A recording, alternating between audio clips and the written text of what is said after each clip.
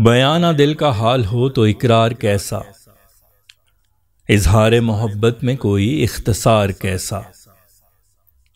بے ربط دل کی دھڑکن، بے خواب سرخ آنکھیں، جو سو سکے ہے ایک پل وہ بے قرار کیسا۔ تخمینہ ہو سکے کیا تیری جفا گری کا، جو زخم دیے تو نے ان کا شمار کیسا۔ جذبات کی حدت ہے دونوں طرف ضروری، دل کی تجارتوں میں کرنا ادھار کیسا۔ آغاز سفر عشق میں یہ کیسی ہچکچاہٹ، جب کر لیا ارادہ تو انتظار کیسا۔ تم دل کی کوٹھڑی کو بے کفل چھوڑ جاؤ، جس قید کی ہو عادت اس سے فرار کیسا۔ ناچے کبھی خوشی سے جب چاہے ڈوب جائے، اس دل پہ اب کسی کا ہے اختیار کیسا۔ نیت تھی بول دیں سب ایک لفظ کہہ نہ پائے، نیت پہ عمل کا ہے دار و مدار کیسا۔ ہر شخص ہے انجانا ہر شے ہے اجنبی سی، ہے یہ دیار کیسا یہ شہر یار کیسا۔ کہتا ہے بارہا تو ہے رنج نہیں کوئی، پھر درد ہے آنکھوں میں یہ آشکار کیسا۔ جو اپنے کار شر کو مانے ہی نہ برا ہے، پھر کیا اسے ندامت وہ شرمسار کیسا۔ کرنا تیری خوشی پہ قربان کرے خود کو، تو پھر ہے تیرا عاشق یہ خاکسار کیسا۔ جو بت بنے ہو سنتا قصہ رنج و غم کو، نہ آنکھ جس کی نم ہو وہ غم گسار کیسا۔ جو بھی انہیں ہے دیکھے وہ خود کو بھول جائے، آنکھوں میں اس کی فیصل ہے یہ خمار کیسا۔ السلام علیکم، امید ہے آپ سب لوگ خیریت سے ہوں گے۔ امید کرتا ہوں آپ کو غزل پسند آئی ہوگی۔ اب اشعار کا مفہوم درپردہ سوچ اور پس منظر بیان کروں گا۔ غزل کا مطلع جو ہے وہ اظہار عشق سے متعلق ہے کہ اظہار عشق ایک ایسی چیز ہے جس میں اگر دل کا حال مکمل بیان نہ ہو تو اس کا فائدہ نہیں ہوتا۔ تو اظہار عشق میں اختصار کا کوئی فائدہ نہیں ہے، تو ہر چیز کو مکمل طور پہ بیان کرنا ضروری ہے۔ تو شعر اس طرح ہے کہ بیان نہ دل کا حال ہو تو اقرار کیسا، بیان نہ دل کا حال ہو تو اقرار کیسا، اظہار محبت میں کوئی اختصار کیسا، اظہار محبت میں کوئی اختصار کیسا۔ بیان نہ دل کا حال ہو تو اقرار کیسا، اظہار محبت میں کوئی اختصار کیسا۔ اگلا شعر جو ہے وہ بے چینی سے متعلق ہے، بے قراری سے متعلق ہے کہ بے قراری اور بے چینی ایسی چیز ہے جس میں انسان کی نیند اڑ جاتی ہے، جس کی وجہ سے اس کی دل کی دھڑکن بے ربط ہوتی ہے اور اس کی آنکھیں جو ہیں سرخ ہوتی ہیں، بے خواب ہوتی ہیں۔ تو اگر ایسی سچویشن نہ ہو، ایسی صورتحال نہ ہو تو پھر اس کو بے قراری نہیں کہا جا سکتا۔ تو شعر اس طرح ہے کہ بے ربط دل کی دھڑکن، بے خواب سرخ آنکھیں، بے ربط دل کی دھڑکن، بے خواب سرخ آنکھیں، جو سو سکے ہے ایک پل وہ بے قرار کیسا، جو سو سکے ہے ایک پل وہ بے قرار کیسا۔ بے ربط دل کی دھڑکن، بے خواب سرخ آنکھیں، جو سو سکے ہے ایک پل وہ بے قرار کیسا۔ اگلا جو شعر ہے وہ محبوب کی جفا گری سے متعلق ہے، محبوب کے ظلم و ستم سے متعلق ہے کہ تیری جس میں نے محبوب کو یہ کہا ہے کہ تیری جفا گری کا تخمینہ نہیں لگایا جا سکتا، اتنی زیادہ ہے اس کی مقدار کہ اس کا تخمینہ لگانا ممکن نہیں، اور تو نے جو زخم دیے ہیں ان کا شمار کرنا ممکن نہیں۔ تو شعر اس طرح ہے کہ تخمینہ ہو سکے کیا تیری جفا گری کا، تخمینہ ہو سکے کیا تیری جفا گری کا، جو زخم دیے تو نے ان کا شمار کیسا، جو زخم دیے تو نے ان کا شمار کیسا۔ تخمین نہ ہو سکے کیا تیری جفاگری کا، جو زخم دیے تو نے ان کا شمار کیسا۔ اگلا شعر جو ہے وہ محبت سے متعلق ہے کہ محبت ایک ایسی چیز ہے جس میں دونوں طرف جذبات کی حدت کا ہونا ضروری ہے، جس میں دونوں طرف جو ہے وہ دلوں کا جو بارٹر ٹریڈ کہتے ہیں، ایک جو جنس کے بدلے جنس، ایک پرانا طریقہ ہوتا تھا تجارت کا جس میں پیسے کا استعمال نہیں ہوتا تھا، آپ کوئی ایک چیز بیچتے تھے اور اس کے بدلے میں کوئی دوسری چیز آپ کو بیچی جاتی تھی۔ تو اس طرح کا معاملہ محبت میں بھی ہے کہ دل کے بدلے دل، تو اور اس میں پھر جو ہے نا وہ اسی وقت تجارت ہوتی ہے، تو ادھار کا جو ہے وہ کوئی معاملہ نہیں ہوتا۔ تو یہاں پہ میں نے یہی لکھا ہے کہ محبت میں جذبات کی عدت دونوں طرف ضروری ہے، اور دل کی تجارت میں ادھار جو ہے وہ ممکن نہیں۔ تو شعر اس طرح ہے کہ جذبات کی حدت ہے دونوں طرف ضروری، جذبات کی حدت ہے دونوں طرف ضروری، دل کی تجارتوں میں کرنا ادھار کیسا، دل کی تجارتوں میں کرنا ادھار کیسا۔ جذبات کی حدت ہے دونوں طرف ضروری، دل کی تجارتوں میں کرنا ادھار کیسا۔ اگلا جو شعر ہے وہ سفر عشق سے متعلق ہے کہ پچھلے شعر کے تسلسل ہی ہے، کیونکہ اس میں نے یہی لکھا ہے کہ اگر آغاز سفر عشق ہے تو اس میں ہچکچاہٹ کی کوئی جگہ نہیں ہوتی اس میں، کیونکہ اگر آپ نے ارادہ کر لیا ہے عشق کا تو اس میں پھر انتظار کی کوئی جو ہے وہ اس میں انتظار کی کوئی جگہ نہیں ہوتی، کوئی اس میں انتظار کرنا بے معنی ہوتا ہے۔ آپ نے جب ارادہ کر لیا عشق کا تو پھر سفر کو فوری طور پہ شروع کر دینا پڑتا ہے۔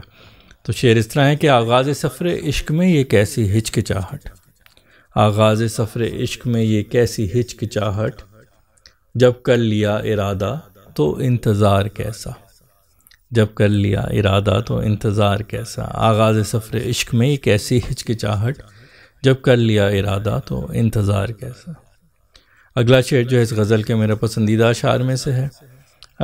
اس میں جو محبوب سے میں یہ کہہ رہا ہوں کہ بعض اوقات انسان جب بہت دیر تک قید رہے تو اس قید کی اس کو عادت ہو جاتی، اور اس کو اگر بھاگنے کا موقع بھی ملے تو اسے موقع سے فائدہ نہیں وہ اٹھاتا اور وہ قید رہنا پسند کرتا ہے۔ تو یہاں پہ میں محبوب کو یہی کہہ رہا ہوں کہ تمہاری جو دل کی کوٹھڑی ہے اس کو تم بے قفل چھوڑ جاؤ، یعنی تو اس کو تالا نہ لگاؤ، اس کو کھلا چھوڑ دو، کیونکہ جس قید کی عادت ہے اس سے فرار جو ہے وہ کی کوئی منطق نہیں بنتی۔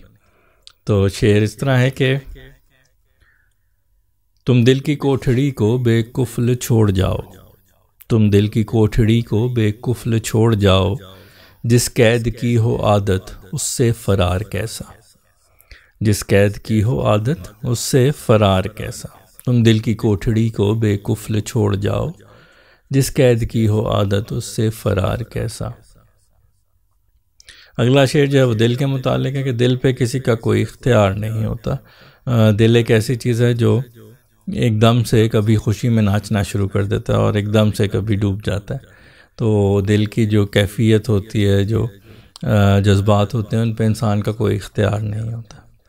تو شعر اس طرح ہے کہ ناچے کبھی خوشی سے جب چاہے ڈوب جائے، ناچے کبھی خوشی سے جب چاہے ڈوب جائے، اس دل پہ اب کسی کا ہے اختیار کیسا، اس دل پہ اب کسی کا ہے اختیار کیسا۔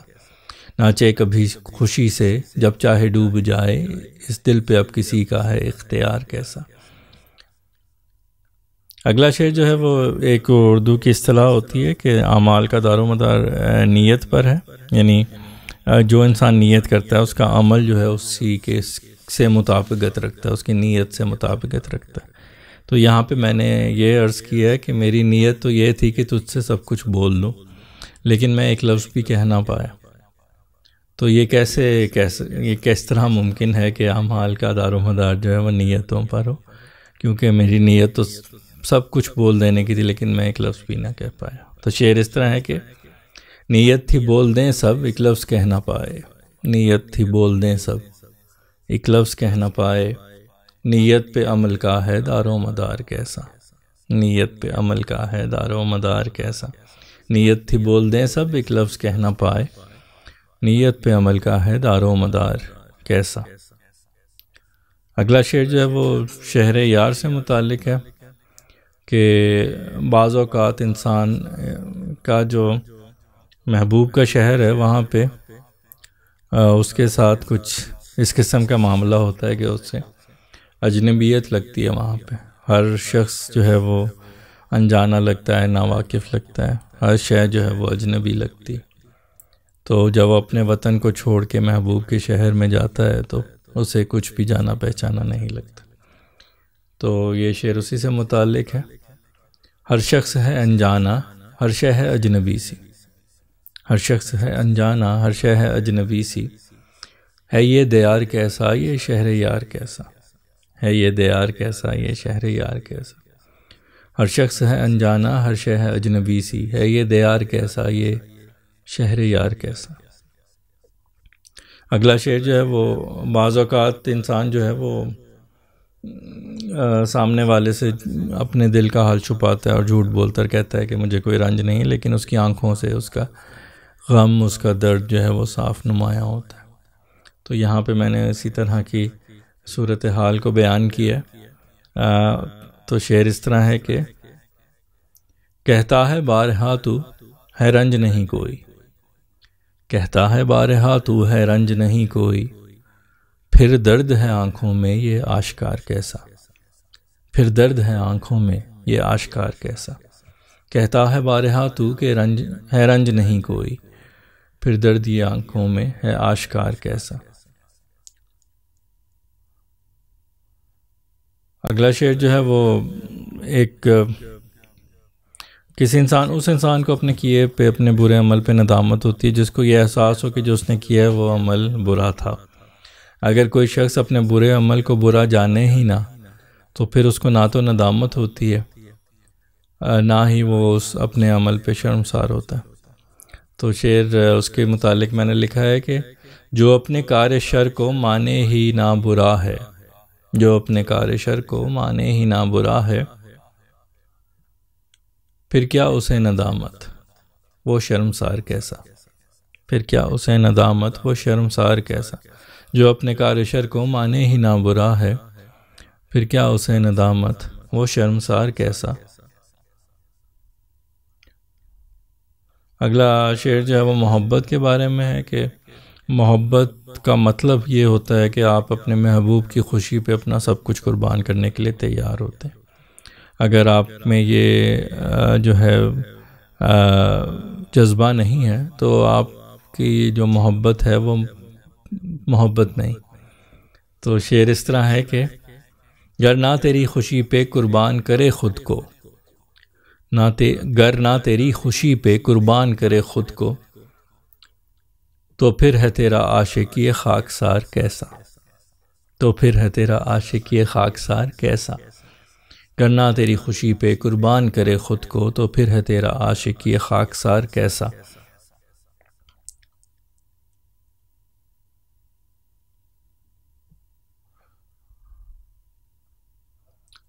اگلا شعر جو ہے وہ غم گساری سے متعلق ہے کہ ایک جو آپ کا صحیح غم گسار ہوتا ہے وہ جب آپ کے غم کا یا قصہ یا داستان سنتا ہے تو اس کی آنکھوں میں بھی نمی ہوتی ہے، اس کے چہرے پہ بھی پریشانی ہوتی ہے، آثار نظر آتے ہیں پریشانی کے۔ اگر کوئی ایسا شخص جو آپ کی بات، آپ کا قصہ سننے پہ اس کے چہرے پہ کوئی تاثرات نہ ہو، بت کی طرح بیٹھا سنتا رہے اور آنکھوں میں نمی بھی نہ ہو، تو وہ اس شخص کی غم گساری جو ہے وہ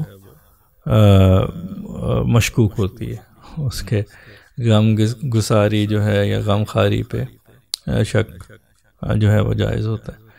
تو شعر اس طرح ہے کہ جو بت بنے ہو سنتا قصہ رنج و غم کو، جو بت بنے ہو سنتا قصہ رنج و غم کو، نہ آنکھ جس کی نم ہو وہ غم گسار کیسا، نہ آنکھ جس کی نم ہو وہ غم گسار کیسا، جو بت بنے ہو سنتا قصہ رنج و غم کو، نہ آنکھ جس کی نم ہو وہ غم گسار کیسا۔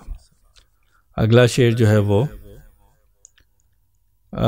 غزل کا آخری شعر ہے، مقطع ہے۔ اس میں نے محبوب کی آنکھوں کے متعلق لکھا ہے کہ اس میں ایسا خمار ہے کہ جو بھی ان میں دیکھتا ہے وہ خود کو ہی بھول جاتا ہے۔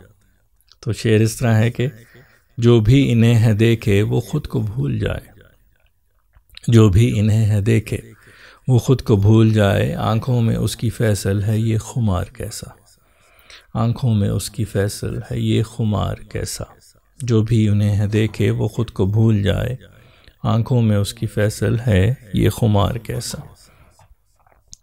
بیانہ دل کا حال ہو تو اقرار کیسا، اظہار محبت میں کوئی اختصار کیسا۔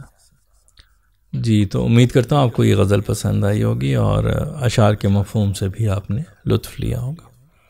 اگلی غزل تک کے لیے آپ سے اجازت چاہتا ہوں، اس دعا کے ساتھ کہ اللہ آپ کو اپنے حفظ و امان میں رکھے، شاد و آباد رکھے، خوش و خرم رکھے، بیماریوں پریشانیوں اور آزمائشوں سے محفوظ رکھے۔ اپنا بہت خیال رکھیے گا، خوش رہیے، خوشیاں بانٹیے۔